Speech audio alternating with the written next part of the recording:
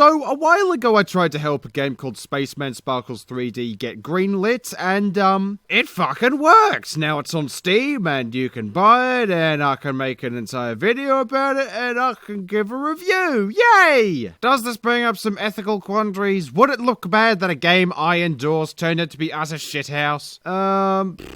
I don't know, probably. But if it did turn out to be a basket of dead dingo dongers, I would take infinite joy in having it stripped, flayed, burnt alive, and roast marshmallows on its exposed, burning flesh. But obviously it's not that bad, so let's get into it. Right, hang on, bit of a disclaimer. I got this game for free off of the developer, and shit, this will be the first review I've ever done using a free code. It's actually pretty cool. It's like I'm a real, proper games journalist.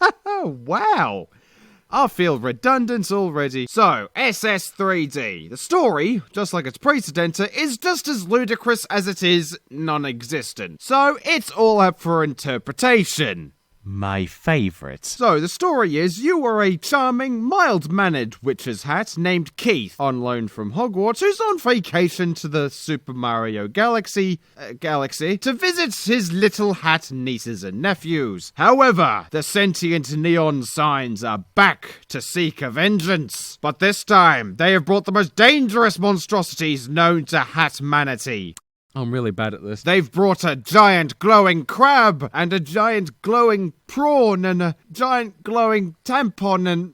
okay, it's all weird and giant and glowy. Point is, they've come and they've kidnapped your nieces and nephews because why the fuck not? And it's up to you to save them. So fucking go it, mate. So what's happening here gameplay-wise? Well, the first game, it was technically the first game, shut your cockholes. The gameplay was fairly simple. You start off bare bonesy, not much to your arsenal. But the further along you get teleporting swords and the homo laser and stunning wave thing that's called a hammer. Fuck knows why, and a bomb. That shoots pretty glowing glitter, yay! Death. And you acquire those gadgets by defeating bosses that were as reasonably challenging as fucking a brick in half. And the sequel roughly follows the same line of reasoning. Only differences are, well, small, niggling little things. Like an entirely new fucking dimension! But we'll get to that in a second.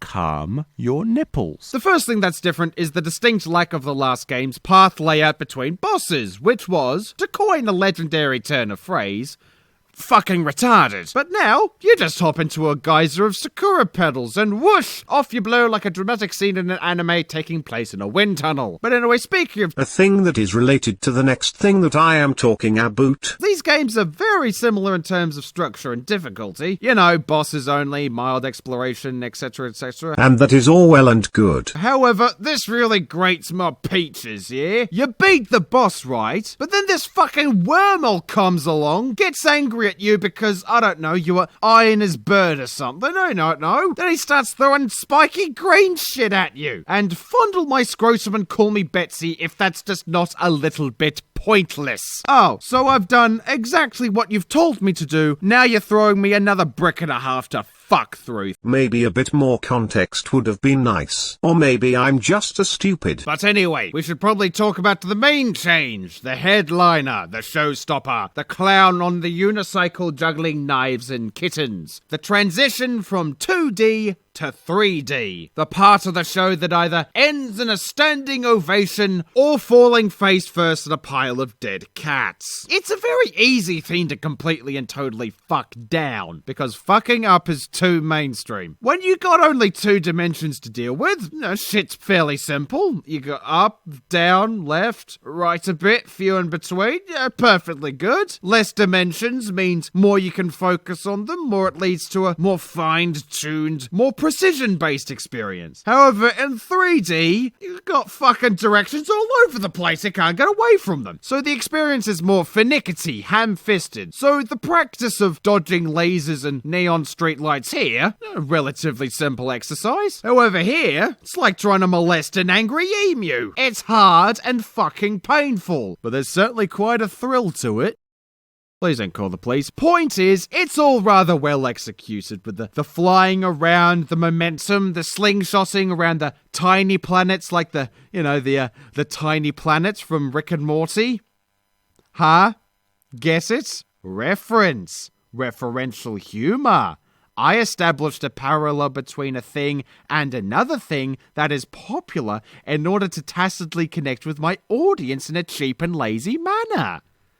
Please kill me. So overall, this is a fun, short little jaunt, most certainly worth it for the price, and if you're as much of a fan of fucking bricks as I am, I strongly recommend it. The gameplay it's disorientating, but plenty fun once you get used to it, and offers enough challenge where you get a proper buzz go up your spine whenever you overcome it. Although that might be more the fact that I played this around Easter, and I just gorged myself on chocolate eggs and canoppers. But anyway, aside that, fun game, recommend it. I give this a chocolate-flavored seizure out of 10.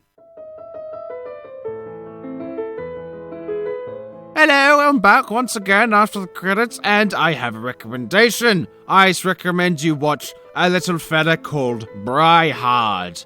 And I've been low-key trying to get more subscribers than him because bastard kept growing, but I've overshot him, and now I can give him a real shout out so that you can check him out. He's like an American Total Biscuit, but he goes for more short form videos. It's interesting. He presents his opinions well and shit. Check him out. I recommend him. Do that now, you fucking canoppers, you.